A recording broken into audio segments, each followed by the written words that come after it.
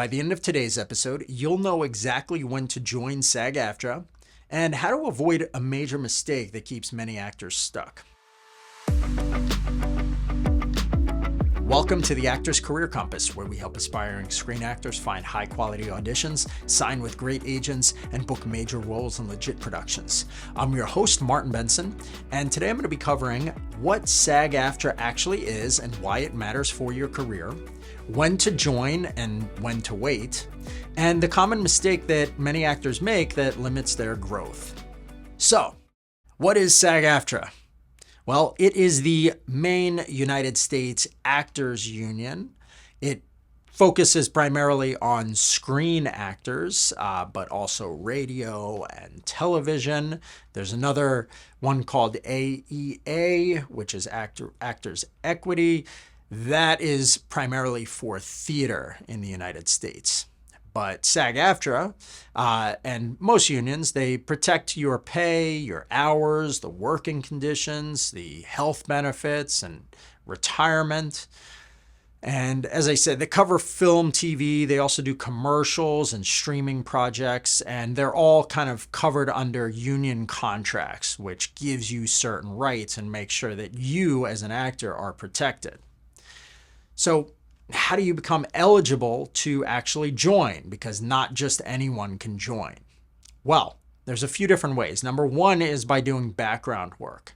So after 3 union vouchers, which basically means after you work 3 days as a background actor on a SAG-AFTRA production, you will become eligible to join. Now, one thing to keep in mind is that background vouchers are only given out in certain circumstances.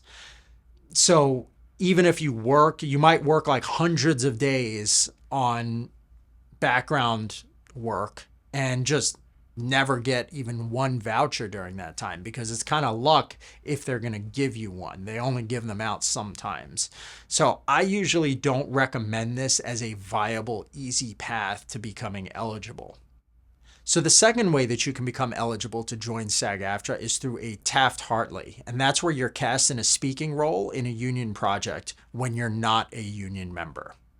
So in some cases, you may not actually be eligible to join SAG-AFTRA through this type of method, because there are going to be student projects or certain small, low-budget indie productions that do sign under the SAG-AFTRA agreement, but because their budget is so small, it does not mean that the actors who get cast can actually become eligible to join afterwards. So you have to double check. I believe I did a podcast on this a while ago, probably in maybe some episode like 40s or 50s or episode 60s maybe. You'll find it if you look. And I essentially explain in depth which types of projects can make you eligible and which do not.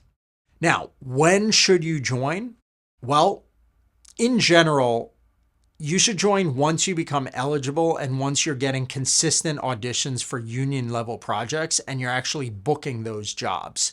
Okay. So, or at least getting callbacks for them, because you can technically only do one union job before you're required or what's called must join. So like if you get that Taft-Hartley and you're allowed to perform as a speaking role in a union project, you can do that, but then there's certain stipulations, but essentially like whatever the next project is, if you get booked again as a speaking role, you have to join SAG-AFTRA. Otherwise you're not allowed to do it. And joining means you have to like pay their entry fee and fill out some paperwork and all of that.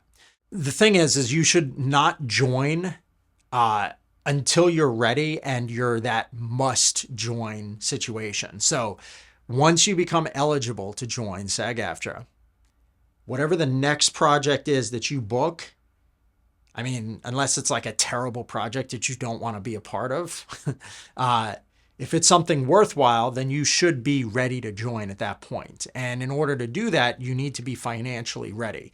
It costs about $3,000 to join, plus there's annual dues. So essentially, you want to be ready so that whenever that next union job comes up, you can join because you'll have to. If you don't have the money set aside, then you could book all the roles that you want, but you're going to have to turn them all down because you can't take them until you join. Essentially, those three things, like when you join, if you're eligible and you're consistently getting that type of audition and getting some callbacks for them, and you're a must join, you're financially ready for it, and you're basically pursuing acting full time, and the projects that you're getting are matching what you'd like to be in. Now, when should you wait and not join? Well, if you're still building your resume with non-union work, if you're not getting called in for union speaking auditions at least once every 2 or 3 months, and basically just like if you feel like the finances are going to be a real big stretch for you to pay that $3,000, then in that case, obviously, I don't recommend joining because you don't want to put yourself in a place where you can't pay your rent just to join SAG-AFTRA. Remember that once you join, you can't go back, okay? Union actors are not allowed to do non-union projects unless you do something called FICOR, but that's a totally different topic that we're not going to talk about right now. I recommend that you stay SAG eligible as long as you can, meaning you can join, like you've done your first union speaking role, or you've gotten those background vouchers, those 3 that we talked about, and now you're union eligible, right? So you want to tell people, hey, I'm eligible to join the union, and you want to set the money aside. Don't join until you actually have to. This way you can continue to book non-union work, and when a great union job does come your way, then you can just say, sure, I'm joining now at this point. Remember that joining too early, especially if you do it because of background work, just because it makes you feel more established or more professional or whatever, that's actually going to limit your chances of booking acting work in the future since you can't perform anymore in non-union productions. The second you join, you're going to only submit to union level projects. And for those, the competition is a lot harder because you're competing with all these really established good actors. You should also keep in mind that, the financial and legal responsibilities, because once you're in, you're all in. You've paid that money and you have to constantly pay yearly dues as well. So that's kind of like something that you need to take into consideration. Joining SAG-AFTRA too soon is a pretty common trap that a lot of actors fall into when they think that it's the way to move forward. Just because you join SAG-AFTRA does not mean that suddenly you're going to get all kinds of amazing opportunities. Just like getting an agent doesn't mean that you're going to suddenly get all kinds of amazing opportunities. You want to be ready for it. Okay, so I recommend that you wait until you're booking union work consistently and you're ready to commit financially and professionally. Stay SAG eligible if you can, because it's the best of both worlds while you build your momentum. All right, well, thanks for listening. Now, if you want to dive even deeper on other mistakes actors make, I highly recommend checking out my podcast called Major Red Flags That Make Agents Pass on You and How to Avoid Them. That's episode number 110. You're going to learn a lot and have a much better understanding of what to do and what not to do when it comes to signing with a good, reputable agent. Again, it's called Major Red Flags That Make Agents Pass on You and How to Avoid Them. And that's episode number 110 on the Actor's Career Compass. Lastly, if you're interested in working with me one-on-one, you can learn more about how that works on my website at martinbenson.com. I'd love to speak with you and see if you'd be a good fit for my coaching program. Thanks so much, and I'll see you soon.